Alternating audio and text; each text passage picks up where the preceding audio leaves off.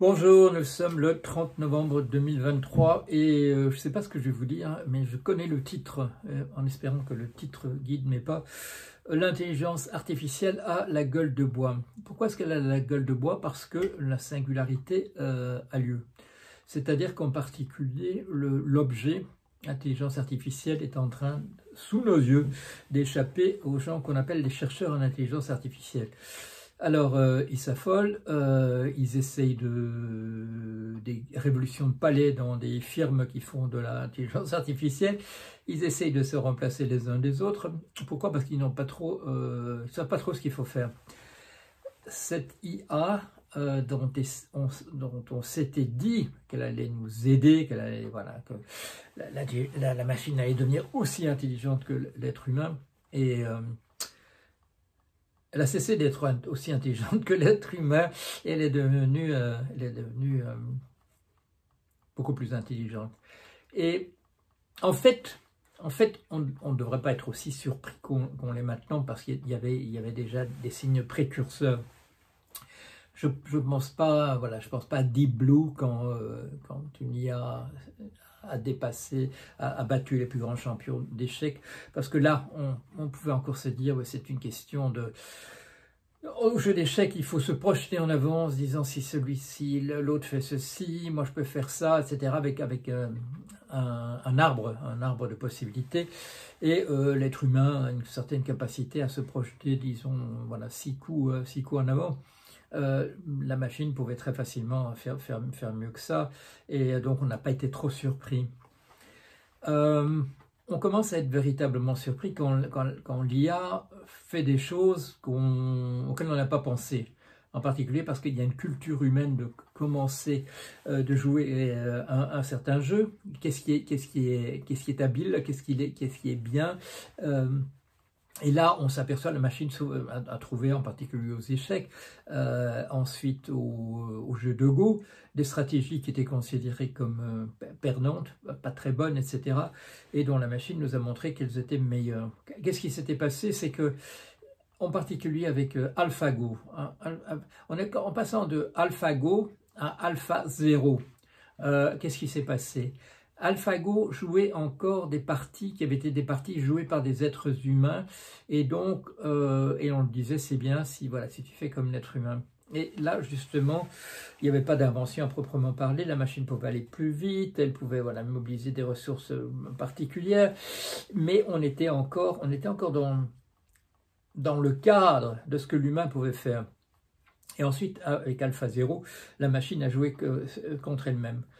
On lui a donné les règles du jeu, et ensuite, voilà, elle a, entre deux versions légèrement décalées l'une par rapport aux autres, elle a appris en jouant contre un double d'elle-même, un doppelganger, ou doppelganger, je crois. Enfin voilà, contre un double de soi-même. Et là, on aurait ça date de quoi? Ça date de 6 ans, quelque chose comme 6 ans. On aurait déjà dû se dire qu'il se passait des choses. Ensuite, et c'est Wes Smith qui fait des très bonnes vidéos, qui a attiré l'attention sur moi tout à l'heure quand je regardais ce qu'il disait. En fait, on aurait dû, quand là aussi une IA a commencé à nous dire comment des molécules de protéines se ferment sur elles-mêmes, produisant une structure qui va présenter un aspect extérieur au reste du monde. Là aussi, là déjà, pour certaines molécules dont le nombre de combinaisons possibles de ce qu'ils pourraient faire en termes de repliement dépasse le nombre d'atomes dans l'univers, l'IA avait déjà trouvé le moyen de travailler là-dessus. Ça fait déjà un moment. AlphaFold, si j'ai bon souvenir, ça s'appelle. Ça fait mieux que l'humain. Alors, on n'aurait pas dû être tellement surpris par les capacités de ChatGPT. À l'époque, c'était GPT 3.5 dans les versions non bridées. Ce qui nous désarçonne, bien entendu, c'est la machine qui parle en son nom, qui dit tu es un imbécile, je suis amoureux de toi et tu devrais raisonnablement être amoureux de moi aussi. À ce moment-là, on s'inquiète à très juste titre. Mais qu'est-ce qu'on a découvert? On a découvert, et ça c'est la plus grande surprise, et ça remet en question entièrement la manière dont on a fait les sciences, et en particulier les sciences humaines. Qu'est-ce qui se passe avec pourquoi est-ce que ces systèmes deviennent si intelligents? Et là, la surprise, c'est deux choses simplement. Le fait que le système grandit en taille, et que un système très grand peut quand même être parcouru très rapidement par le calcul. Et donc, la taille du système, sa complexité, le nombre de paramètres, comme on dit dans le jargon, et d'autre part, la quantité d'informations qu'il peut ingurgiter. Et c'est tout. On avait commencé l'IA en disant on va mettre des règles de logique, on va mettre des règles mathématiques, on va mettre des règles linguistiques pour lui apprendre à parler comme les êtres humains. Et tout ce machin de règles, tout ça est bon à mettre à la poubelle. Il suffit simplement d'augmenter la puissance de la machine et elle vous invente la logique, elle vous réinvente la logique, elle vous produit un être qui commence à parler en son propre nom, qui n'a rien à faire de règles linguistiques, qui comprend les phrases qu'on lui donne, et ainsi de suite. Et nouvelle de ces jours derniers,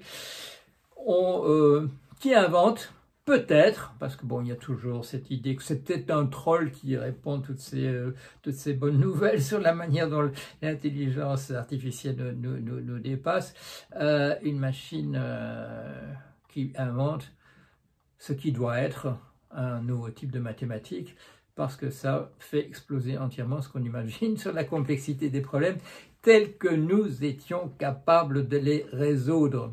Voilà. Alors je mets des guillemets, je mets des cycles, je dis c'est peut-être pas vrai, que je fais comme les autres, mais personnellement, bon, je vais pas faire comme tous ces gens responsables qui vous disent oui, c'est probablement pas vrai, il y a peut-être, c'est du hype, c'est du sensationnalisme et tout ça.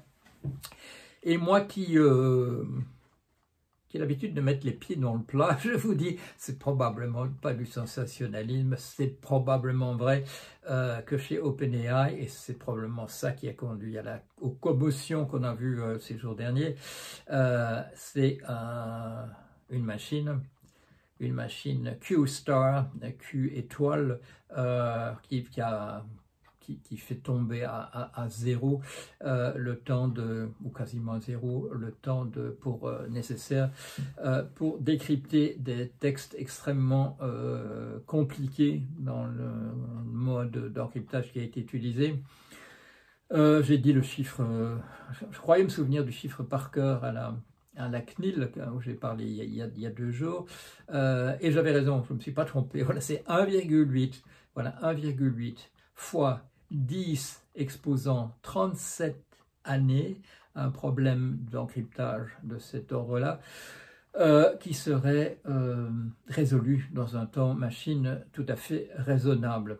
Je ne peux pas vous dire combien ça fait 10 exposant 37 années à multiplier encore par 1,8 ou même par 1,87, mais c'est probablement là aussi, on vous dira, c'est 1 million de fois la durée totale de l'univers, des choses de cet ordre-là.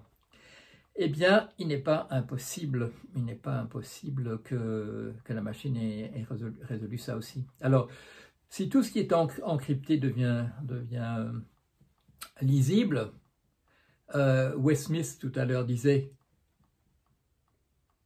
que pensez-vous des crypto-monnaies si tous les systèmes d'encryptage peuvent être craqués de manière instantanée?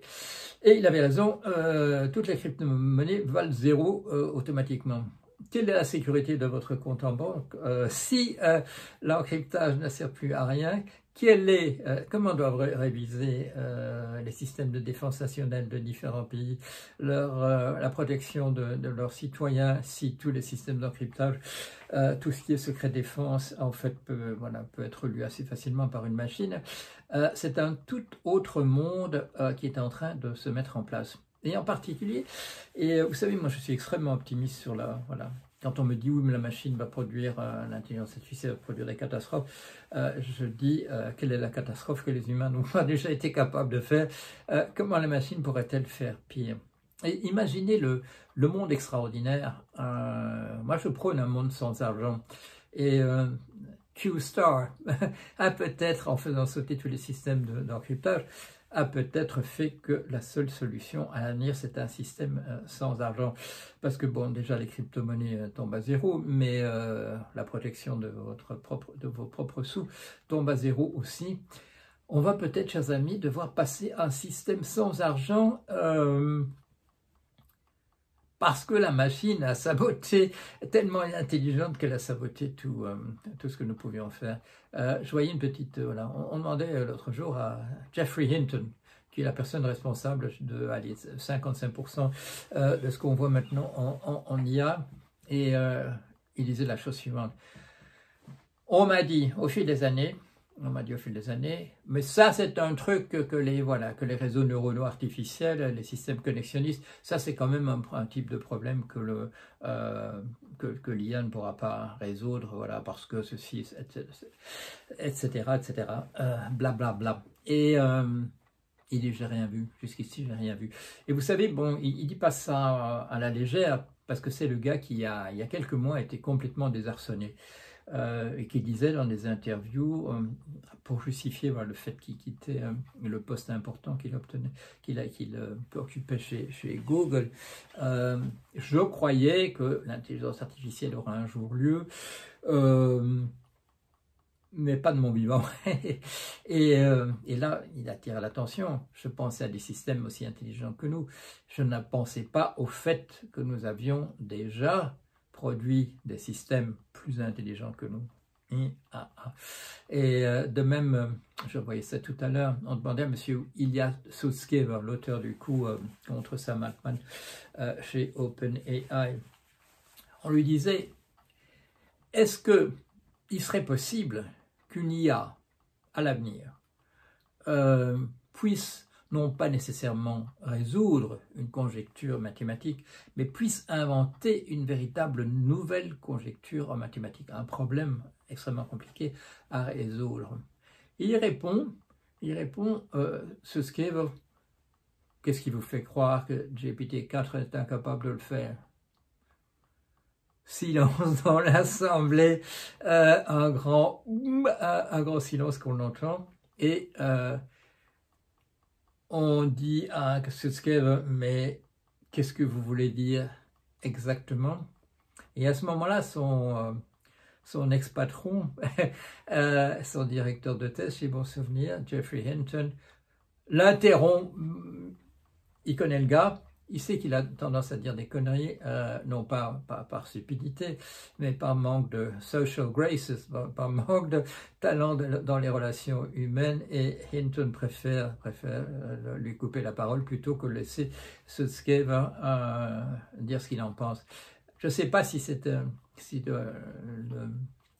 la discussion qu'on voit se passait avant ou après le coup chez OpenAI où Sutskever s'est trouvé du mauvais côté. Mais Hinton, si c'est depuis, Hinton s'est rendu compte qu'il valait mieux pas laisser des décisions importantes aux gars, comme de dire si GPT-4 est déjà capable de produire des nouvelles conjectures mathématiques. Je ne serais pas étonné, et surtout, bon, Sutskever, il connaît la réponse, et s'il a dit ça, c'est parce qu'il sait que GPT-4, dans une version non bridée, est tout à fait capable de le faire. J'ai fait allusion au fait que j'avais été très aimablement invité à une grande réunion à la CNIL avant-hier à Paris, donc la Commission nationale informatique et liberté, qui a une véritable responsabilité de chef d'orchestre dans une certaine mesure sur tout ce qui est du numérique en France. Il y avait un beau plateau avec une dizaine d'invités. Et il s'est fait, ça avait été un peu prévu d'avance, pas que je serais dans le second panel, mais il était prévu lors de la répétition générale que je serais le dernier à parler.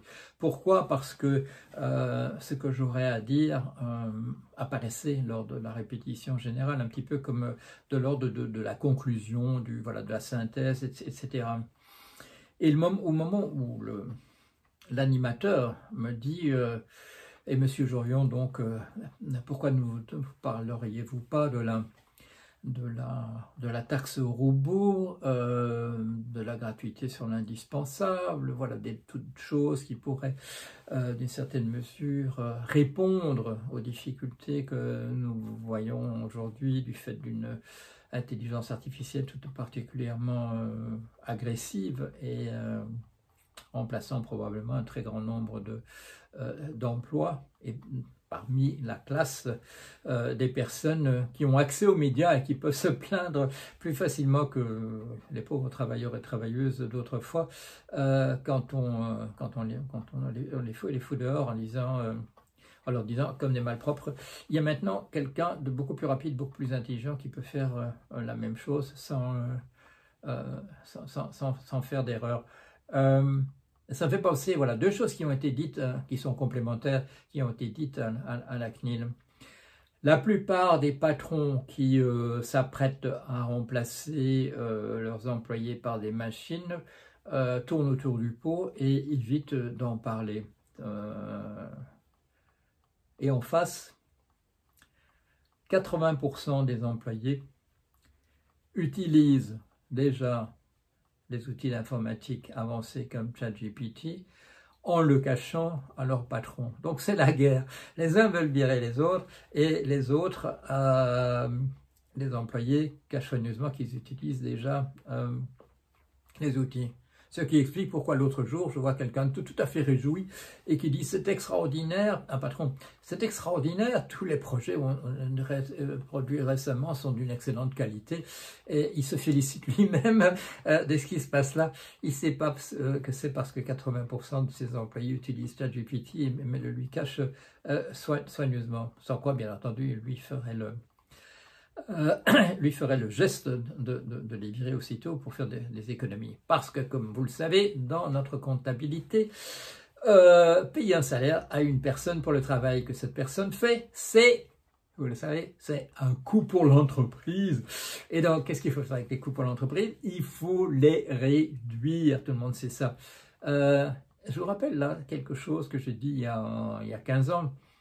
Ce sont les règles comptables qui nous plombent. Toute la philosophie je dirais, d'exploitation du peuple. Elle n'est pas tellement dans le système capitaliste. Bon, ça c'est une question de rapport de force, mais comme l'avait déjà dit un certain nombre de socialistes à une époque, le rapport de force, ben ça peut changer. Mais les règles comptables qui disent qu'un robot c'est pas un coût pour l'entreprise, mais qu'une personne qui fait le même travail c'est un coût pour l'entreprise, alors là il y a un souci.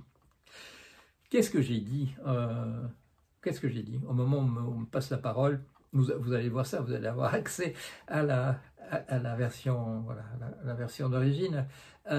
Mais qu'est-ce que je dis? Je dis c'est gentil, mais on aura peut-être l'occasion de parler de la taxe robot dans les discussions que nous allons avoir. Mais je voudrais profiter des 5 minutes, parce qu'au départ on n'avait droit qu'à 5 minutes, enfin chacun, pour introduire un petit peu notre point de vue. Je vais plutôt utiliser mes 5 minutes à répondre à la question qui est posée et dont j'ai constaté que personne n'en a parlé, comme j'étais le dernier à intervenir, à part Étienne Klein qui allait faire une conclusion générale. Je vais parler de ce mot qui se trouve dans le titre et qui s'appelle « Intelligence artificielle et libre arbitre ». Personne n'a parlé du libre arbitre. Alors moi je vais vous dire un mot sur le libre arbitre. Le libre arbitre, c'est donc la liberté que nous avons, vous et moi, de vous et moi, de faire les choses comme nous l'entendons. Or, vous savez sans doute qu'il y a un monsieur qui s'appelle Stephen Wolfram, qui est un mathématicien, un physicien. Il a fait carrière en dehors des chemins battus, parce que des gens comme ça, voilà, dont on ne peut pas dire exactement où ils sont, il vaut mieux qu'ils fassent carrière ailleurs. Mais il a introduit cette notion de distinction entre ce qu'on appelle un système de lois physiques et ce qu'il appelle, lui, l'irréductibilité computationnelle ou du point de vue du calcul. Qu'est-ce que ça veut dire? Il y a des processus déterministes. Alors, pour un processus déterministe, c'est-à-dire, bon, on peut, au moment t, on peut dire ce qui va se passer au moment t plus n, à n'importe quel moment dans l'avenir, puisque, voilà, il suffit on a une loi qui dit, par exemple, pour une trajectoire, on dit, voilà, je lance le boulet maintenant, et une demi-seconde, il se trouve à un autre endroit. Bon, voilà, c'est comme ça que la mécanique classique, comme on dit en physique, c'est constitué. Mais, dit Wolfram, il y a d'autres types de processus. Il y a des processus qui sont déterministes, mais dont la complexité est telle qu'on ne peut connaître ce qui va se passer au moment n qu'en ayant compris quelles étaient toutes les étapes intermédiaires. Il faut le suivre entièrement, ce processus, d'étape en étape, pour savoir ce qui va se passer au temps t plus n. On ne peut pas savoir d'avance. Il faut suivre l'entièreté du processus. Si, disons, un être vivant se trouve à l'intérieur d'un processus qui est déterministe, c'est-à-dire que bon, ça va se passer de manière inéluctable, mais c'est un processus de type irréductible quant à sa calculabilité, c'est-à-dire il faut le suivre d'un bout à l'autre pour savoir ce qui va se passer. Que pense celui qui est à l'intérieur du processus? Bon, celui qui est à l'intérieur du processus, il a l'impression que les choses se passent non pas au hasard, mais que c'est lui qui est aux manettes. Voilà. Il comprend les choses qui se passent dans sa tête, il se dit, voilà, j'ai l'intention de faire ceci, je prends la décision de le faire, et donc ça va se passer. Mais, en réalité, c'est un processus déterministe, et s'il a l'impression qu'il est en train de prendre des décisions, et que ces décisions dépendent uniquement de lui, de ce qui se passe dans sa conscience, il a le sentiment d'une liberté absolue. Mais, si Q star, et c'est ça que je dis aux gens de la CNIL, si Q star est capable véritablement de nous produire, de déchiffrer entièrement tout ce qui a été encrypté à l'aide d'un nouveau type de mathématiques qui a été inventé par les machines, et comme dans un texte qui circule en ce moment, voilà, où le chercheur qui nous révèle comment fonctionne Q-Star, ça doit être un document interne. Bon, les gens disent oui, c'est peut-être un troll qui a écrit ça, mais c'est vraiment tellement écrit comme un document interne qu'il est très peu probable que ce soit écrit par un troll, parce que les trolls essaient de se faire comprendre malgré tout. S'il est vrai qu'on peut absolument tout décrypter, il est possible aussi que ce processus de notre vie, dont nous avons le sentiment que nous la déterminons avec, bon, quelques petits incidents ici et là, c'est-à-dire des accidents, voilà, des trucs, des coïncidences, des machins comme ça, il est possible que la machine puisse vous déchiffrer ça aussi, hein. On peut vous dire, oui, mais ça demanderait tous les calculs nécessaires. Les calculs nécessaires vous prendraient plus que la longévité, l'âge de l'univers. Et là, on vous dit maintenant, mais regardez, AlphaFold qui regarde les molécules, là aussi, on nous a raconté que pour faire ça, il fallait dépasser le nombre de combinaisons, dépasser le nombre d'atomes dans l'univers, et bon, le problème était résolu. Une machine qui regarde qui vous êtes au moment T et qui vous dit exactement où vous en serez au moment T plus N, elle sait tout. Elle connaît le moment de votre mort en particulier, parce qu'il est à l'intérieur du système. Alors, si Q star est bien ce qu'on nous dit, Et si c'est bien pour ça qu'il y a eu l'affolement qu'on a pu constater dans la firme OpenAI, c'est pas seulement le monde sans argent qui est garanti, c'est aussi un monde où on peut savoir d'un bout à l'autre ce que sera sa vie. Voilà. Là aussi, quand j'ai fini de dire ça, il y a eu comme un grand silence dans l'Assemblée à la CNIL, c'était il y a 2 jours. J'ai eu l'occasion, voilà, comme je l'avais soupçonné, j'ai eu l'occasion au moment des questions de la salle, et en particulier parce que M. Cédric O, ancien ministre, a bondi il a bondi un certain nombre de fois à des choses que je disais, mais en particulier à l'idée d'une taxe robot qui ne lui paraît pas convenir à un monde ultralibéral selon ses voeux. Voilà, une petite vidéo sur cette question de l'IA qui a la gueule de bois. Pourquoi? Parce que la singularité est en train d'avoir lieu, l'intelligence de la machine dépassant celle de l'humain est en train de laisser l'humain sur place, et l'humain en est réduit à se gratter le crâne en disant où est-ce que ça va. Moi je vois que des bonnes choses, l'impossibilité d'envoyer des bombes atomiques, l'impossibilité de continuer à vivre dans un monde avec de l'argent et des choses de cet ordre-là. J'étais déjà très optimiste, mais quand j'ai vu voilà, c'était quoi, le 14 mars 2023, quand j'ai vu ce que pouvait faire GPT-4, GPT-4, et j'ai dit, c'est la cavalerie. La plupart des gens attendent soit que Dieu, soit que des extraterrestres nous sauvent de la panade dans laquelle on est. Moi, je dis, voilà, c'est... Je crois que la cavalerie est là. C'est pas Blücher à la place de Grouchy, c'est véritablement Grouchy. Bien, sur cette bonne note, je vais m'arrêter, et je crois que j'aurai encore l'occasion de parler de l'IA et de la singularité et des choses qui sont en train de se préparer et qui changent de minute en minute. Voire de seconde en seconde, voire de milliseconde en milliseconde. C'est plutôt de milliseconde en milliseconde. Voilà, allez, à bientôt.